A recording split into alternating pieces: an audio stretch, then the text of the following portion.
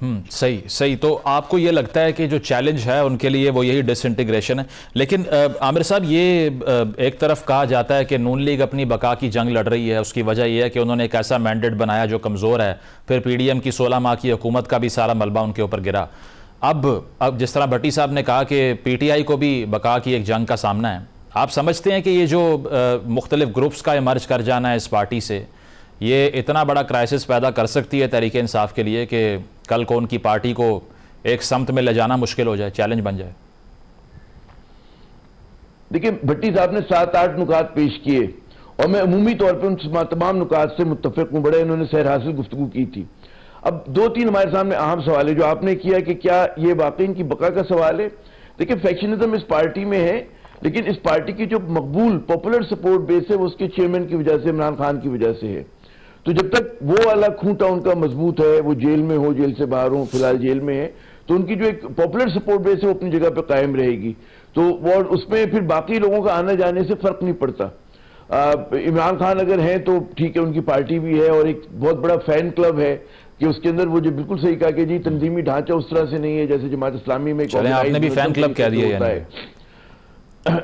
है ना। तो फैन क्लब, देखिए फैन तो इमरान, ये तो मानना पड़ेगा ना कि फैन क्लब है, चाहने वाले उनके, और वो बहुत मतलब है उन्होंने साबित किया 2024 के इंतखाबात में साबित किया।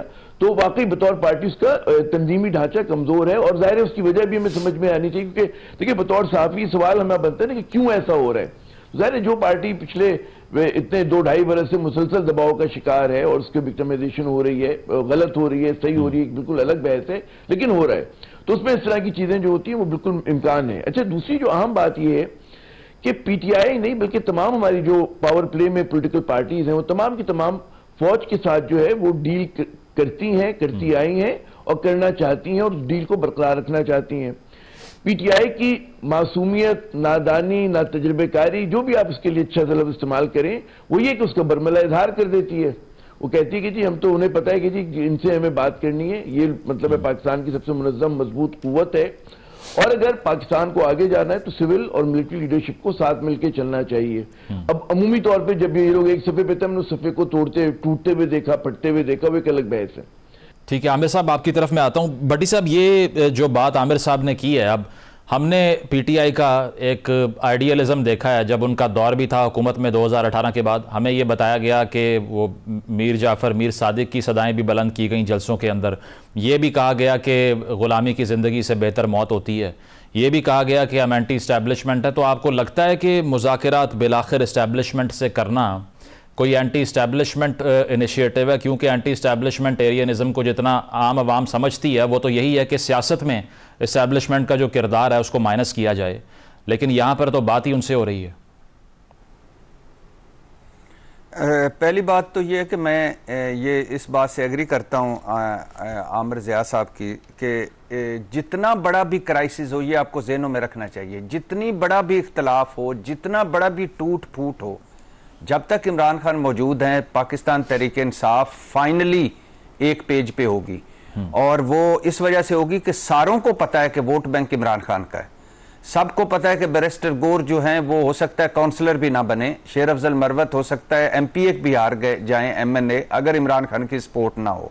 और इस वक्त जब वो जेल में हैं तो सारे जो हैं वो उसी के इर्द गिर्द घूमते हैं। लेकिन बहरहाल जो ये मैंने सारी बातें की ये मौजूद है। दूसरी बात ये है कि आपने कहा कि मुज़ाकरात, ये पाकिस्तान तहरीक इंसाफ ने अपनी ज़िंदगी में 28 साल में उतने अपने मुखालफों से उनको नहीं हुई, उनके यानी मेरा मतलब है कि नाकामी, या आप समझ लें कि किसी पुलिस रात से पार ना करना या कुछ, जितना वो अपने फैसलों से हुई है। अच्छा। मिसाल के तौर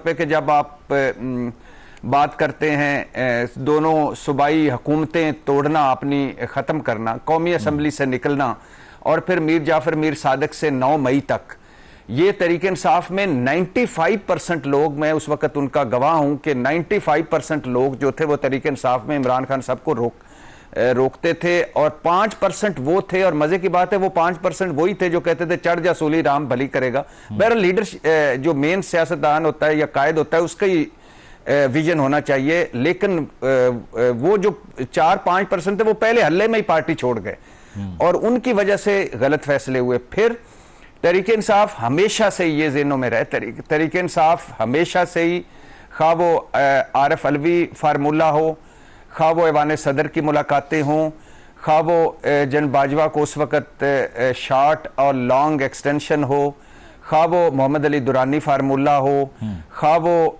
बुशरा बीबी के ज़रिए पीछे से जो बातचीत हो कि आप बाहर चले जाएं, घर बैठ जाएं, माइनस पार्टी की आदत छोड़ दें, और या आप क्या उसको कहते हैं कि 9 मई की मनसूबा साजी मानकर आप इस पे माजरत कर लें। खा फवाद चौधरी वाला फार्मूला हो जब वो एक दरमियान में रहा हुआ, खा वो क्या उसको जो खैर खा ग्रुप है वो हो, खा वो नईम लोधी साहब वाला, खालिद नईम लोधी साहब वाला फार्मूला हो, कोई भी हो, इनडायरेक्ट डायरेक्ट ये बातचीत होती रही। और खा असद कैसर साहब या ये जो एक 3 रुकनी 4 रुकनी, ये तो अब बनी है ना, ये 3-4 लोग जो, जिसमें उस वक्त परवेज खटक बाद में निकल गए, लेकिन उसके बाद जो वो लोग बैकडोर राब्ते कर रहे थे, वो हमेशा से एस्टेब्लिशमेंट से बातचीत करती रही, किसी ना किसी तरह राब्ते में रही, या उसकी ख्वाहिश रही कि वो बातचीत करे। और ये सिर्फ तरीके इंसाफ नहीं है, ये हमारे यहाँ एक ग्राउंड रियलिटी है मुजम्मल भाई के। जब आपको याद होगा कि इमरान खान हुकूमत में थे, मौलाना साहब पीडीएम के सरबराह थे, 26 नुकात उनका एक था वो फार्मूला, और उसमें 26 नुकात पर वो पीडीएम चला रहे थे, और उसमें गो कि एक नुकता ये भी था कि एस्टेब्लिशमेंट सियासत से आउट रहे। लेकिन मौलाना साहब ने किससे डीलें की थी और धरना कॉल ऑफ किया था? जन फैज हमीद से।